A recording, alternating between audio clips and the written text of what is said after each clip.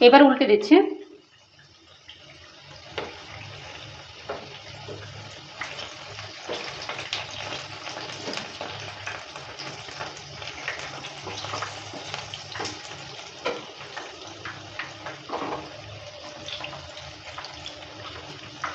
উল্টে পাল্টে ভালো করে ভেজে নেব, যতক্ষণ মুচমুচে ভাব না আসে ততক্ষণ অবধি।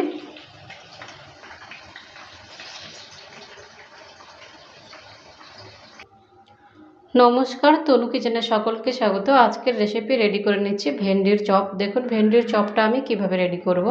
এখানে আমি 10টা ভেন্ডি নিয়েছিলাম আর এভাবে করে কেটে নিয়েছি। এটাকে কিন্তু ভালো করে কেটে নিতে হবে। এভাবে এই সাইডে কিন্তু কাটি নাই, শুধু কিন্তু সামনের দিকে আমি কেটে নিয়েছি। আর এটাকে যে আঠা আঠা ভাব বের হয় এখান থেকে, সেটা কিন্তু কাপড় দিয়ে মুছে নিতে হবে।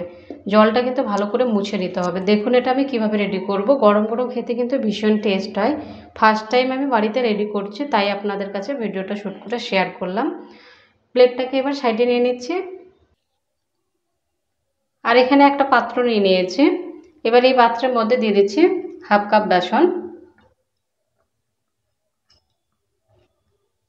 দিয়ে দিচ্ছি হাফ চামচ লবণ, হাফ চামচ দিয়ে দিচ্ছি কালো জিরে, হাফ চামচ হলুদ গুঁড়ো, 1 চামচ দিয়ে দিচ্ছি কাশ্মীরি লঙ্কার গুঁড়ো, হাফ চামচ দিয়ে দিচ্ছি জিরার গুঁড়ো। সব কিছু দেওয়ার পর এবার হাতের সাহায্যে ভালো করে মেখে নিচ্ছি। একটু একটু জল দিয়ে ব্যাটারটাকে ভালো করে রেডি করে নেব।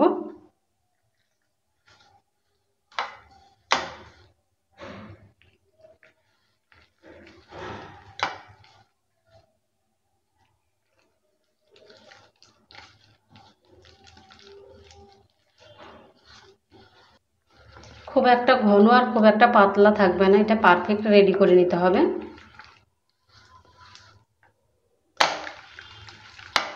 অল্প অল্প জল দিয়ে ভালো করে ব্যাটারটা আমি রেডি করে নিচ্ছি। জলটা কিন্তু হাফ কাপের থেকেও কম লেগেছে। এভাবে করে একটু ভালো করে গুঁড়িয়ে নিচ্ছি। ব্যাটারটা রেডি হয়ে গেছে। আর একটা আমি ভেন্ডি হাতের মধ্যে নিয়ে নিয়েছি। ভেন্ডিটা নেওয়ার পর এভাবে করে চারিদিক থেকে ঘুরিয়ে ঘুরিয়ে লাগিয়ে নিতে হবে, এভাবে করে। আর এখানে গ্যাসটা অন করে একটা কড়াই বসিয়ে দিয়েছিলাম। আর কড়াইয়ের মধ্যে রিফাইন অয়েল দিয়ে রিফাইন অয়েলটাকে ভালো করে হিট করে নিয়েছি। এবার দিয়ে দিচ্ছি ভেন্ডিটা।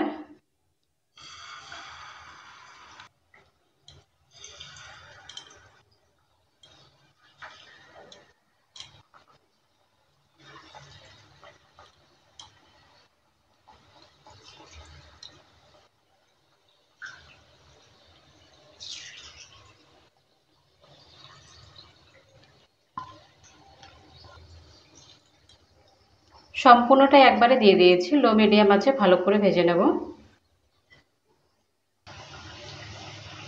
এবার উল্টে দিচ্ছি।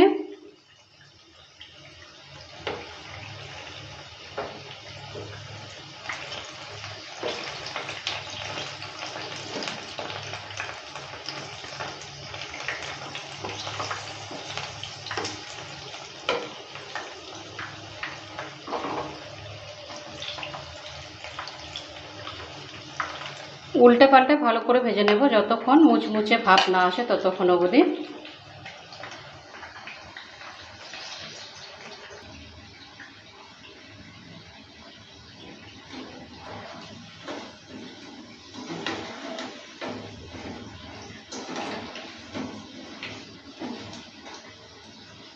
মুচমুচে করে ভালো করে ভেজে নিলাম। এবার তুলে নিচ্ছি।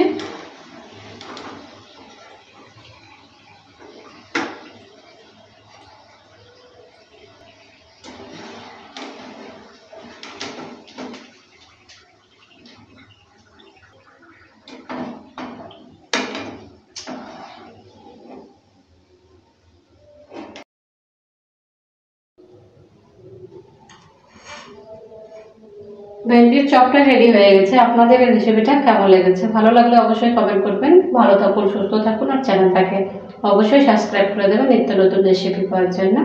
বাই ফ্রেন্ড, নেক্সট ভিডিও আবার দেখা হবে।